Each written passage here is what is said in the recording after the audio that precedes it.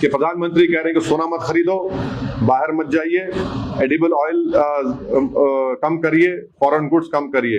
क्यों कह रहे हैं सब? ताकि उनके पास डॉलर बचे, ताकि वो ट्रंप को ह्यूस्टन में दे सके। ये असल मकसद है। तो ये देशभक्ति है नहीं है, ये आप देख लीजिए। अब एक और बात आ जाइए गोल्ड पैराडॉक्स के ऊपर। हमारे पास जो गोल्ड है, मार्च 2026 में आरबीआई के पास 77% of total gold reserve domestically था। जो 23 में 38% था, वो बढ़ के अब 77% हो गया। अगर गोल्ड खरीदना इतना डेंजरस है, जो हैदराबाद के भाषण में प्रधानमंत्री ने कहा, हम अपने बेटियों के लिए, अपनी महिलाओं के लिए ये खरीदते हैं, तो आरबीआई इतना गोल्ड क्यों खरीद रहा है भाई? फिर आरबीआई आज की तारीख में गोल्ड खरीद रहा है, इसमें कोई आप डिनाई नहीं कर सकते।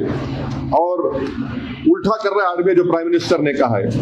और ये है तो सेफ आंसर प्लेन है। आंसर प्लेन क्या है कि बीजेपी चाहती है कि स्टेट के पास गोल्ड रहे और डॉलर दिया जाए ट्रंप के लिए।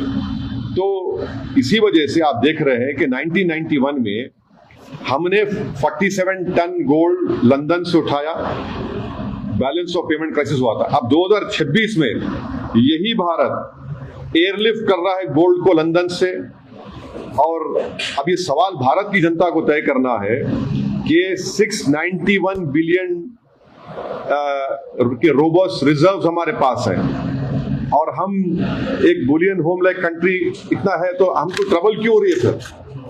तो ये अचानक नतीजे आने के बाद प्रधानमंत्री का ये कहना, ये बड़ा ही चौंकाने वाला है। और एक बात मैं आपसे कहना चाह रहा हूं कि देश की ये बीजेपी की सरकार इस देश को छुपा रही है असल हालात और इकोनॉमी के बारे में।